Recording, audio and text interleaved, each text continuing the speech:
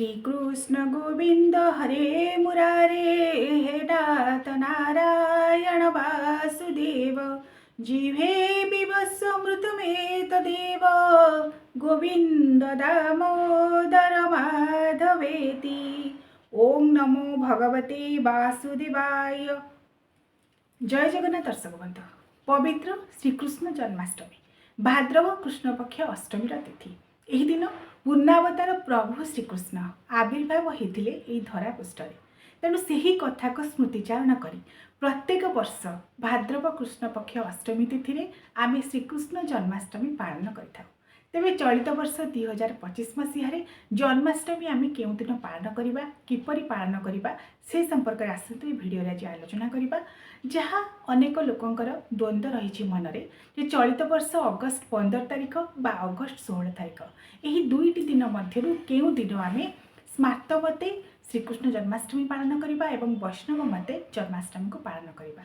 दर्शक बंधु, साधारणतः आमर जिते गुड़ाई पर्वपर्वाणी आम पालन करूँ सूर्यंकर उदय को आधार कर पालन करा जाए। कारण जिते सब पांजी शास्त्र मानक वर्णना करा जायछि उदय कालीन सूर्य को आधार करी जदि पर्वपर्वाणी पालन करा जाए ताहले ताहार गोटे अलग महत्व थाए। तेणु सही भित्ति अनेक गुड़ाई पर्वपर्वाणी सूर्य उदय हैला परे जदि सही तिथि थाए सही दिन को ही पालन करा जाए। तेबे केतेटा व्यतिक्रम मध्य रही जेपरि भाबरे महाशिवरात्रि पर्व जो दिन स्वयं देवादिदेव महादेवंकर ज्योतिर्लिंग प्रथमे आविर्भाव होते धरा पृष्ठ फाल्गुन कृष्ण चतुर्दशी रात्र से रात्र आविर्भाव होते सेहीपरि मध्य भगवान पूर्णावतार प्रभु श्रीकृष्ण द्वापर जुगरे मध्यरात्र आविर्भाव होते भाद्रव कृष्ण पक्ष अष्टमीर मध्यरात्र। तेणु ये आम जदि द्वंद्व कथा मन को आसे जे केउं दिन आम पालन करवा चलित वर्ष अगस्ट 15 ना 16 तारिख ये दुईटी तारीख संपर्क में प्रथम आम जाणीने। पांजी जहाँ कहे अनेक पांजी रे वर्णना करा जायछि अगस्ट 15 तारिख शुक्रवार दिन पड़ुछि भाद्रव कृष्ण पक्ष सप्तमीर तिथि रोचे एक दिन रात्र 11:47 पर्यंत 11:47 पर ठारू अष्टमीर तिथि आरंभ हो जाउछि एवं ता परदिन अर्थात अगस्ट 16 तारिख दिन रात्र 9:33 पर्यंत अष्टमीर तिथि रोचे एवं 9:33 पर नवमीर तिथि आरंभ हो जाउछि। तेणु जेहेतु पूर्णावतार प्रभु श्रीकृष्ण ठीक मध्यरात्र आविर्भाव होते तेणु निश्चित काल पूजा करा जाए। तेणु अगस्ट 15 तारिख ही स्मार्त मतरे आम गृहस्थ माने जन्माष्टमी को पालन करा अनेक पांजी कहुई कहीं जेहेतु प्रभु पूर्णावतार प्रभु श्रीकृष्ण मध्यरात्र आविर्भाव होते अगस्ट 15 तारिख दिन रात्र 11:47 पर अष्टमीर तिथि आरंभ हो जाउछि ठीक मध्यरात्रि समय एवं ता परदिन जदि आम अपेक्षा करबा जन्माष्टमी को पालन करबा राति 9:33 पर अगस्ट 16 तारिख दिन आउ अष्टमीर तिथि रहू नहीं। तेणु जो मैंने मध्यरात्रि पूजा करुछन्ति साधारणतः मध्यरात्रि पूजा को आधार करके ही जन्माष्टमी को पालन करा जाए। जदियो अनेक व्यक्ति संध्या परे परे पूजा करी व्रतर समापन कर दे थांती मात्र ताहा प्रकृत विधि नुहे।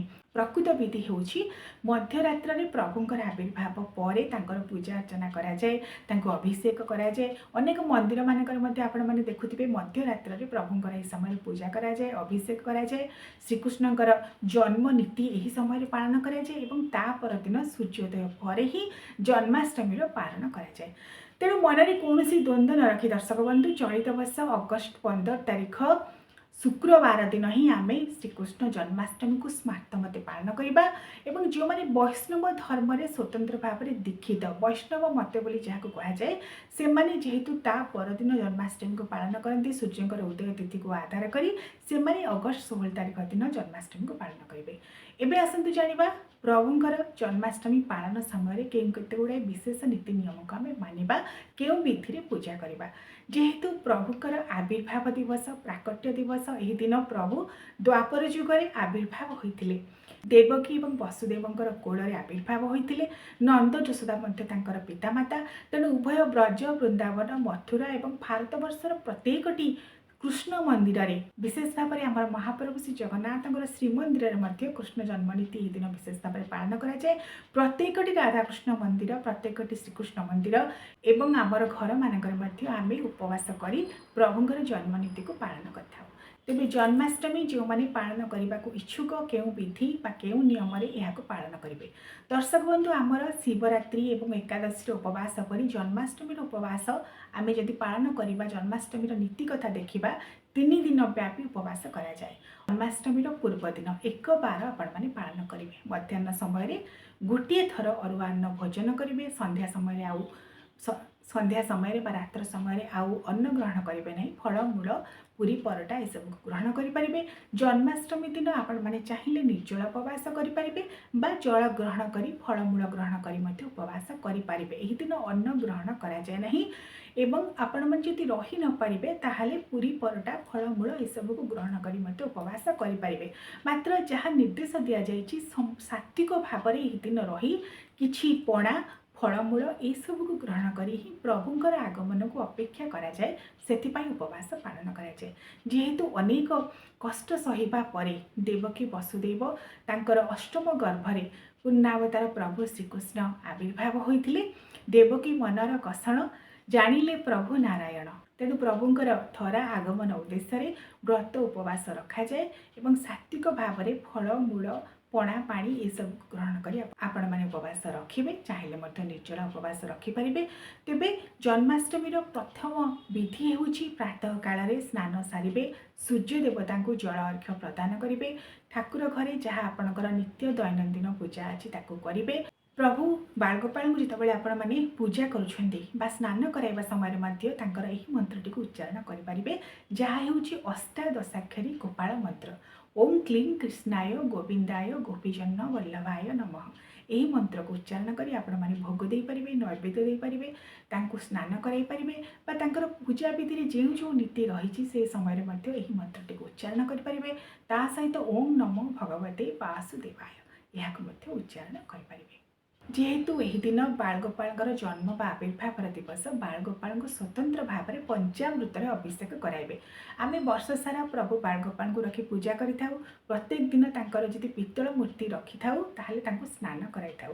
मात्र जन्माष्टमी दिन विशेष भाव में पंचामृत किंबा केवल क्षीर में मत चाहिए मैंने आपण मैंने अभिषेक करेंगे एवं अभिषेक भल भाव में कराइबे। किपरि कराइबे गोटे पित्तल पात्र नेबे सेथिरे किछि जल नेबे गंगा जल नेबे क्षीर नेबे किछि तुलसी पत्र किछि सुगंधित पुष्प ये सब को देवे। प्रभु को सेठी नहीं पित्तल थाली उपर रखिबे। तांकर प्रथमे 2 पादरे देवे तापर 2 हस्तरे देवे तापर मस्तकरू आरंभ कर श्रीअंगर प्रत्येकटी अंशरे तांकर जल ढालिबे क्षीर ढालिबे पंचामृत ढालिबे भक्ति भावर सह प्रभुंकर अभिषेक ये दिन कराइबे।